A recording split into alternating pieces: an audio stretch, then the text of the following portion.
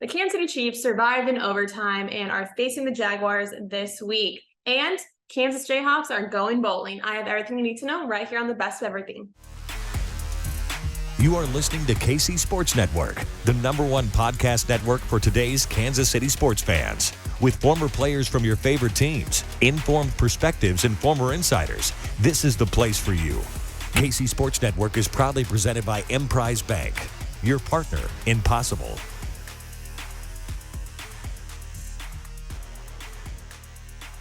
This is the Best of Everything presented by Charlie Hustle. I'm your host, Michaela Bennett. First off, these awesome new shirts by Charlie Hustle. We have shirts, we have hoodies, Kansas City Sports Network. They're amazing, so soft. Definitely check them out. But the Kansas City Chiefs just outlasted the Tennessee Titans in overtime last Sunday night. And it was not the prettiest, but one thing that we found out is Patrick Mahomes is still that guy. And the Chiefs can still win late in the game. They can still come back and pull out those wins when they need to. You know, we've lost Tyreek Hill, and a lot of people say the Chiefs can't come back anymore. But this game kind of showed that the Chiefs can win in multiple ways. A lot of different guys stepping up to make that happen. Well, BJ Kissel sat down with Nate Taylor this week on 5 burning questions to ask him what he thinks of this team and what is the biggest key to the Chiefs if they go to the Super Bowl? What will take them to the Super Bowl this year? They have multiple ways to counterattack whatever a defense gives them. And I think Chiefs fans should still trust that Steve Spagnuolo, as these younger players get more experience, will find the adequate adjustments. The Chiefs can win in multiple ways, and that will guide you sometimes to a Super Bowl. And so I think Chiefs fans should feel comfortable, even though it's not the way they want most games to go, or it's not as thrilling as I said earlier. But I do think Chiefs fans should feel good about the idea that, like, Mahomes can still be amazing in the fourth quarter. The defense can still be serviceable and can actually statistically trend better, I think, over the course of the second half of the season. That's what Steve Spagnuolo's teams usually do. And as long as your offensive line is intact, you have an advantage over a lot of offenses in the league who have struggled with an influx of guys in and out and just a lack of consistency from the offensive line standpoint moving forward. So it's not the best coaching job, I think, from the Chiefs offense. But I do think they are still talented enough to overcome a pretty adverse situation. That's why I like talking to you so much. You spark like 6 things in my mind. I have to like take notes over here to remember to bring all of them up because as far as play calling, the one thing I'll say, we had a second screen watch party, so you can go back and not, watch a game, but make a lot of comments about expecting to see more of the, the jet sweep action. The stuff up the middle with the running wasn't working. And they tried the kind of reverse, jet sweep pitch to McColl that they got a little bit. I mean, he got 6 yards on first down, which was a lot better than the, 1.1 or 1.2 they were getting running the ball up the middle on first down, which had Kent Swanson about to lose his mind every time they did it. But a couple things. One, I didn't think about this point until you just kind of alluded, you were talking around it, that talking about coming off the bye week and how tired the Titans defense was. The fact that Chiefs ran 92 plays offensively wore them down. And I wonder how much that benefited the Chiefs coming off the bye because of how many plays they ran on that side. That the Titans defense at the end of the overtime, they were exhausted. Cooked. Like it wasn't just Jeffrey Simmons. Those guys were done. Yeah. And I didn't think about it until this point that probably had a whole lot to do with it coming off the bye where our guys were a little more fresh, a little more rested. That's a really good point BJ makes, is that the Chiefs had a bye week. And yes, Andy Reid, after a bye week, his record is just crazy good. But having that extra rest really helped out for the Chiefs with all those plays going on. And we saw just exactly why Patrick Mahomes is the best quarterback in the NFL. And on one-on-one this week, Jeff Allen and Mike DeVito sit down to talk about just that. Mike DeVito talks about how he was lucky enough, well, maybe not lucky is the right word, but to witness Tom Brady as a player and a fan, and now the new transition into the new generation of the Patrick Mahomes era, and how Patrick Mahomes really is the best of the best we've ever seen, and we are witnessing greatness right now. I don't know if every generation says the same thing, but we're really lucky.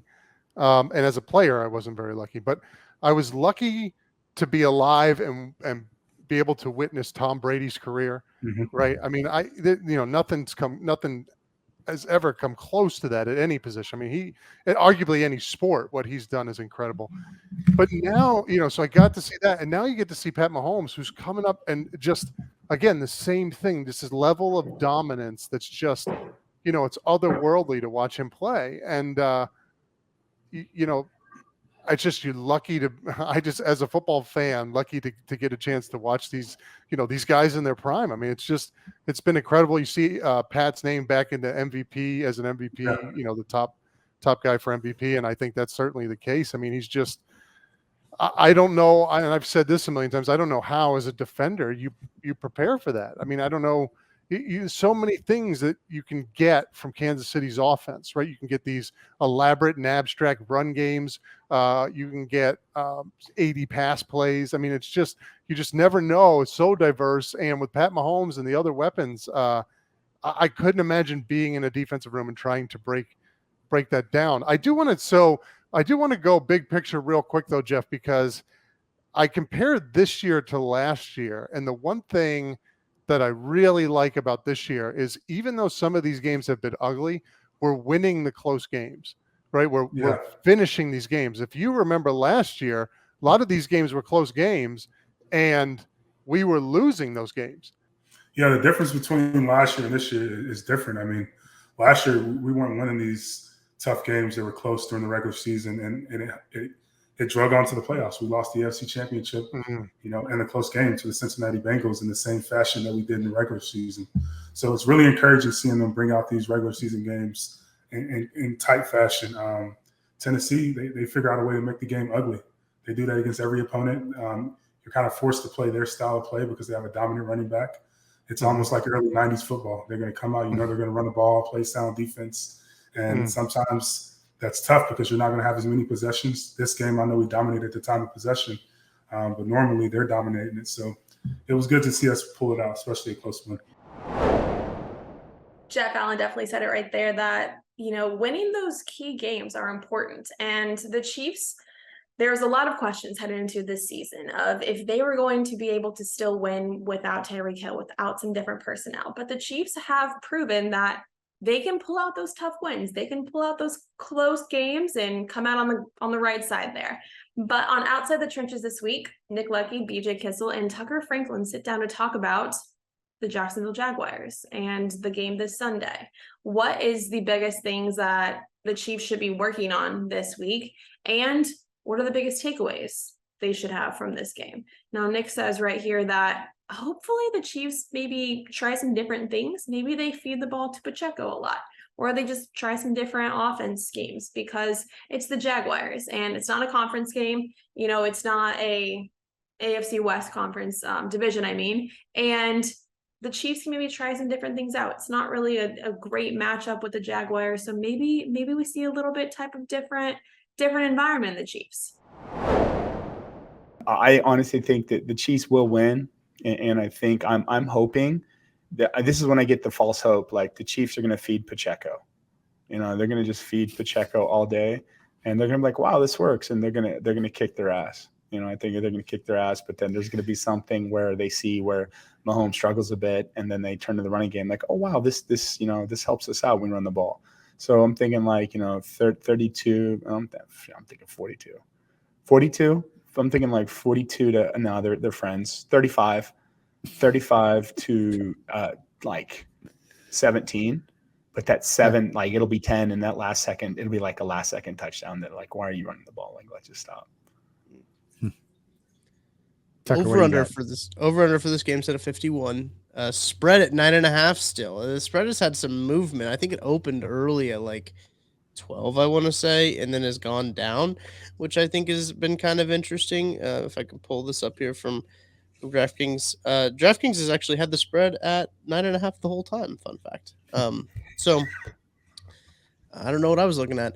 I think that the Chiefs do cover. I think it's a 2-possession game, and I think it's one of those games that's going to be in control of the Chiefs, but might look a little closer towards the end, right?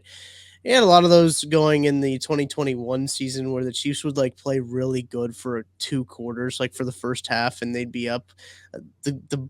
The Buccaneers game is the one that sticks Tampa, out to regular me, season. where they played so well in the first half, and then at the end of the game, it was like fake close. Like Tampa Bay really didn't have an opportunity to win that game, but it could be one of those games where the Chiefs play really well for the first half, and then I kind of let off the gas a little bit. So I'm going to say over under 51.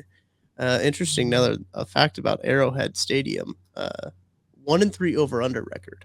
So the unders have hit most of the time when it comes to Arrowhead this season. It is a noon game. The Chiefs, you might know, their other noon game that they had this season, they lost. It was the Indianapolis Colts. Also after a Sunday night game. Interesting fact as well. So I'm going to say it is 24-14. But fake close. Fake close. The 24-0 the whole way. And to Nick's point, we try to make these points about, okay, their secondary is struggle. They play a lot of zone that fits into the Chiefs. And so obviously Mahomes going to have a big game, and that's where they would come out and give the ball to the running backs and they'd run for, 180 yards because you expect them to do the opposite.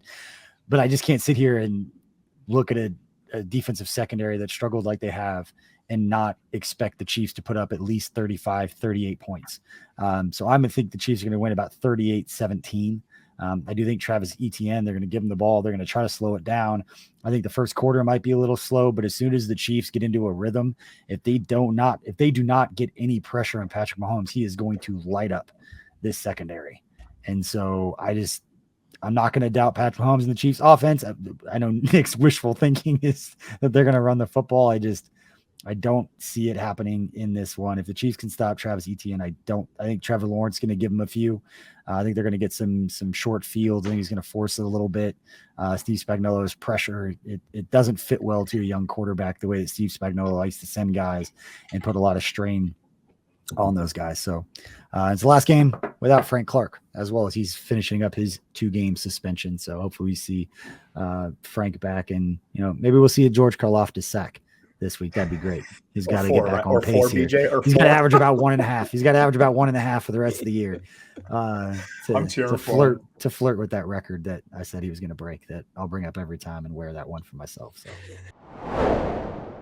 Well, BJ gave his prediction right there, and I don't know, has Karlaftis been a bit of a disappointment this year? You guys can tell us, but I think that's, BJ had very high hopes for Karlaftis going into the season, and he's only a rookie, so hopefully he'll get better over time, but he had some high hopes. So we'll see. Has he been overrated? Let us know. But on KC Lab this week, they previewed the Jaguars game, and Matt and Craig talked about what their key player is going to be in this game.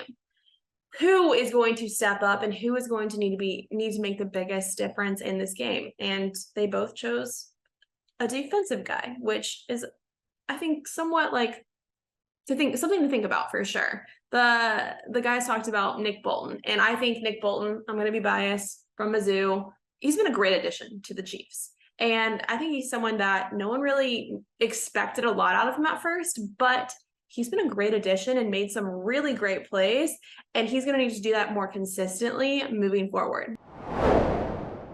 Nicholas Bolton is my player to watch.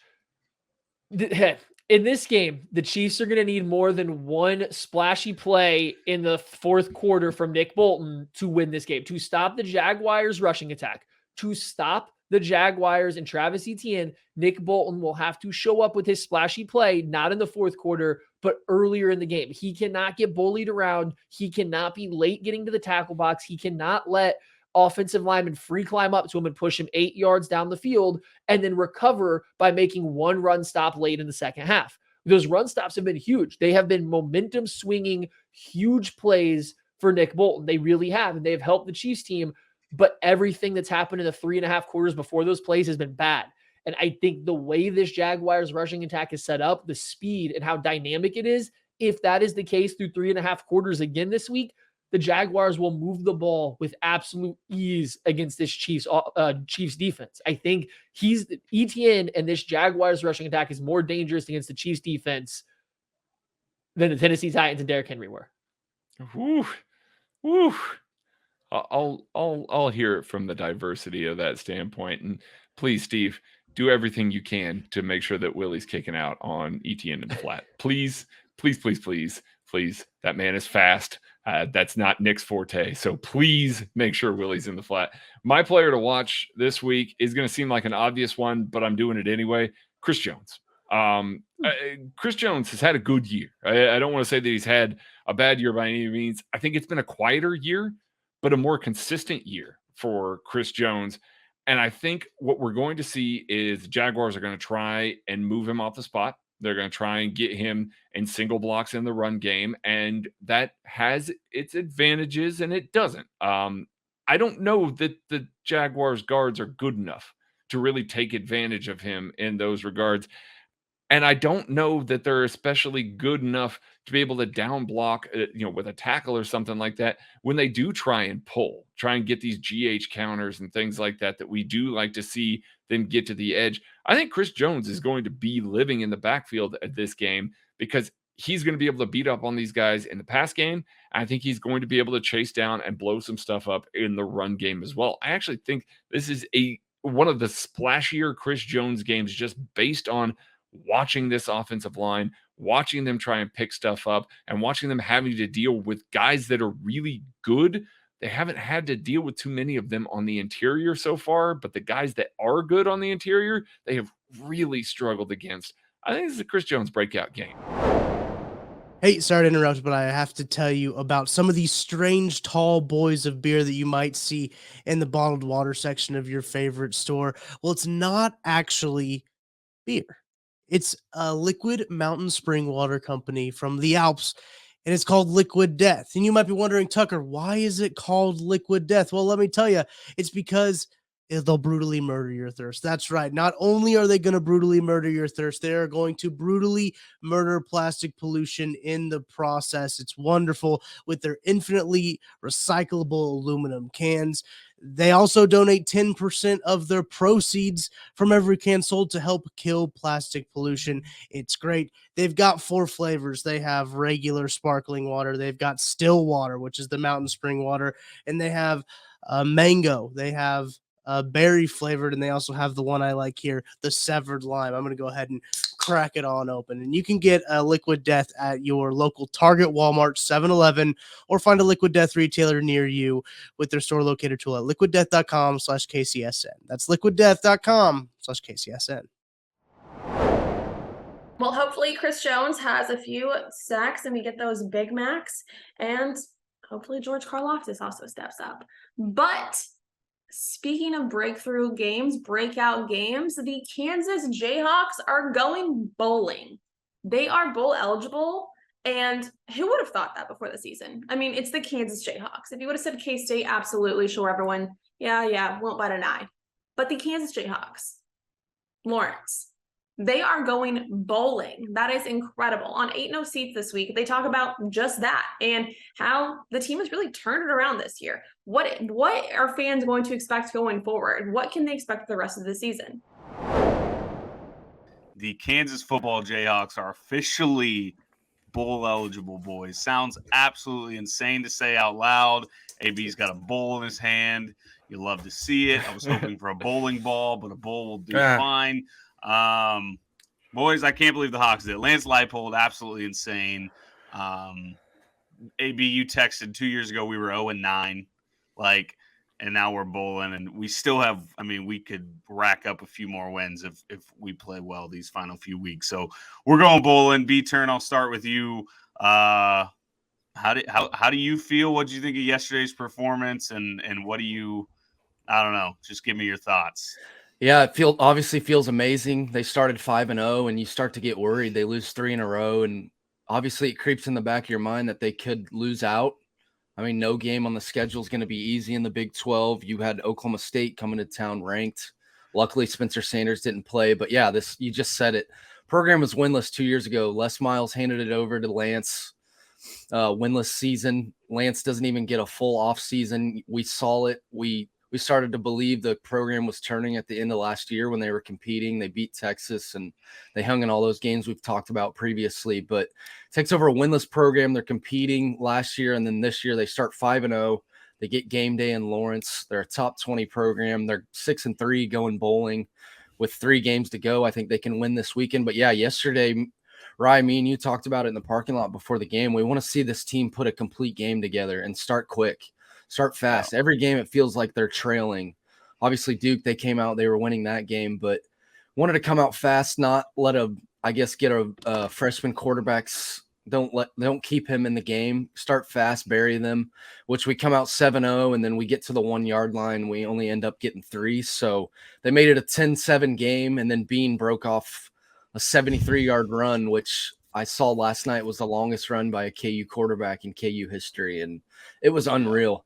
He took off, and we've known about his feet for a long time, but I haven't been this happy for a KU football player in a long time. I'm so happy for the guy. He was nearly flawless yesterday. He obviously got some criticism the last few weeks. He's turned the ball over a couple times in big spots, but he's also made a lot of big plays. TCU, we talked about that game plenty. A lot of people think we could have won if JD played, but I thought Bean was great in that game, and we had a chance to win. So he deserves a lot of credit. You saw him crying after the game, showing a ton of emotion. I'm just super happy for him, and he's a big reason we're going bowling. Well, another team that I don't know if it's been a shocking season or a surprising season, but definitely a different season. The Tennessee Volunteers, Mizzou will head to take them on this weekend. And on Mizzou, that's who they talked about what to expect from this game. Mizzou fans are not expecting to win this. I understand that. But what type of game will this be? Gabe Darman says maybe it's going to be a blowout. He's seen some pretty bad blowouts, before. And do the Tigers need a new refresh in their offense? Do they need an offensive coordinator? There's just a lot of questions, and I don't think the Tennessee game is necessarily going to help answer these questions. I think, unfortunately, this is just going to be a rough week for Mizzou, but who knows? Mizzou took on Georgia very, very tightly, and yes, they were at home for that game, and I think that makes a big difference. And Maggie Johnson says it right here that this is going to be the loudest environment that some of these Mizzou Tigers have ever played in, if arguably not all of them have ever played in. It is going to be 106,000 fans at Tennessee, and that is just so loud. And they are fighting for a college football playoff spot right now. Like, they are still in the hunt. So Tennessee is going to be hungry for a massive win this week. I mean, it's going to be the loudest environment they've ever played in. I would say almost every single one of those players. Because even 2 years ago, for those that did play there 2 years ago, it's a different vibe being a title contender. 108,000. Yeah. Yeah, it's going to be different. It's going to be loud. It's going to be crazy.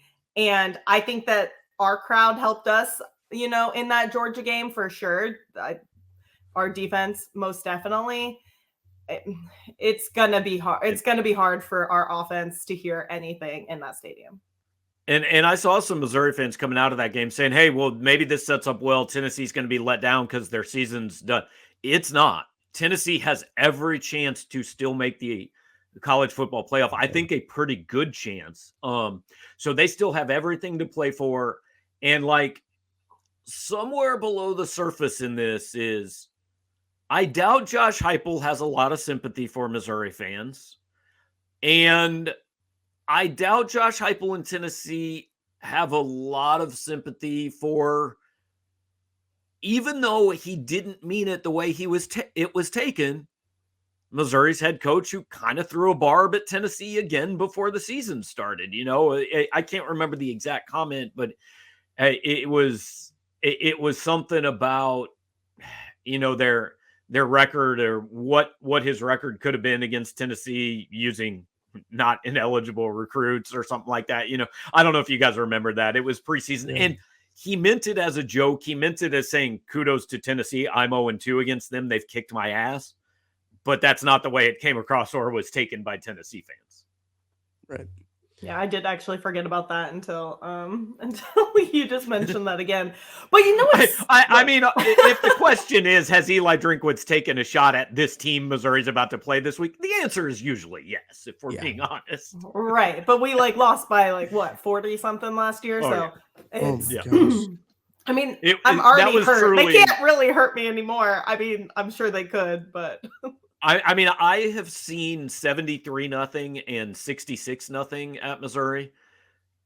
That Tennessee game was right there with those. It was every bit as uncompetitive. Hey, sorry to interrupt again, but I've got to tell you about our sponsor, Trade Coffee. And going to a coffee shop is a great experience, but it's not something most of us can do every day. If you're looking for that delicious local coffee shop taste on a daily basis, it's so much easier to get that with Trade Coffee. Trade Coffee is a coffee subscription service that makes it so easy for you to discover new coffees and make your best cup of coffee at home every day. No fancy equipment needed. It's wonderful. Whether you know what you're doing and you already know what kind of coffee you like, or you're looking and you need some help, Trade makes it easy and convenient to discover new coffees. They'll send you ground coffee or whole beans or however you make it your coffee at home. They will send it to you. It's absolutely perfect. It's a win-win in my book there.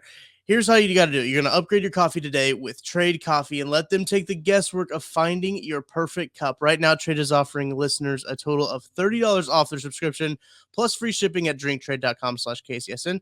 That's drinktrade.com/KCSN for $30 off your subscription to the best coffees in the country. drinktrade.com/KCSN. You know, speaking of postseason, bowl season, all of that fun stuff, on 3-Mall this week, Cole, Derek, and John sat down to talk about the Big 12 championship and who they see going to it. Will K-State make it? Does K-State have the easiest path to the championship the rest of the year? I mean, there are some other contenders, but what's K-State's odds of going to the Big 12 championship this year? The guys chime in. We could talk about the Big 12 championship picture too. I mean, I was just going to bring this. So I've got the schedules up in front of me. I mean, K-State has the best one left. Yeah, easiest. I would say yes by a nose because it's not easy. I mean, Kansas looked pretty damn good on Saturday. I understand they're playing broken Oklahoma State, but that offense continues to roll. So you got at Baylor, at West Virginia, and Kansas for K-State. Baylor, to your guys' point, has K-State, TCU at Texas. TCU is at Texas, at Baylor, but then Iowa State at home. Texas is TCU at Kansas and then Baylor. So they get 2 of the 3 in Austin, but man, TCU, Kansas, and Baylor are 3 teams I wouldn't want to be messing around with. So it's going to be a wild last 3 weeks of the season based on those schedules and where everybody's at. Everybody controls their own destiny except K-State, who needs a Texas loss in there. I think, man, see, with Texas having to play TCU and Baylor, look, I think Texas beats TCU this weekend. Unfortunately, I think that's the case. I think TCU's kind of running on borrowed time a little bit. I think they've ran into a lot of luck, and I think now they're going to run into a team that is actually more talented than them, and they're going to meet their maker a little bit, I think. And if Kansas State can get past Baylor, what I do think could happen, I think Baylor is a team that can beat Texas. Yeah, I don't want to come across. Kansas is a team that could beat Texas and Lawrence. Yeah, but I think Texas gets revenge. Yeah, I can't see KU beating Texas because I can't see KU stopping Bijan Robinson. You're probably right. Yeah. No chance. Texas is pissed. They want that game probably worse than any other game, which is funny. Yeah, they've heard the jokes enough probably, and they'll come into that one motivated. And KU could gear up and try to stop the run as much as they can, and just as bad as KU's run defense is, defense overall, I just can't see them able to stop them. So, look, I don't want to come across too negative here, but I honestly, it feels like in my mind a less than 20% chance that K-State can make it to Arlington now, because you're talking about K-State having to win out, which is very hard in itself, starting with at Baylor. And then you're talking about Texas needing to lose a game, probably at home. And I honestly think Texas is going to win out. So I disagree. I think Texas is losing. I think the tougher part here is K-State winning out. I think it just depends. I think Texas has beaten TCU and Kansas, so it's going to come down to the Baylor game for me when they play Baylor. Yeah. Or K-State. Actually, Baylor's going to decide this, I think, because they're playing Texas and K-State. So I think they're going to basically decide who goes. Well, it's definitely getting down to that time of year in college football where every game matters and every game is important as they head into bowl season, postseason, college football playoff. Everyone is fighting for a chance to be bowl eligible, to go to the football playoff. And there's been a lot of shakeups this year. I mean, there's teams that no one really thought they would be this bad or this good. So it is interesting to see what will happen the rest of the way. K-State goes to Baylor this week. Mizzou heads to Tennessee, and Kansas takes on Patrick Mahomes' alma mater, Texas Tech. And the Kansas City Chiefs will take on Trevor Lawrence and the Jacksonville Jaguars this Sunday. I will have every single thing that you need to know right here next week on the Best of Everything presented by Charlie Hustle.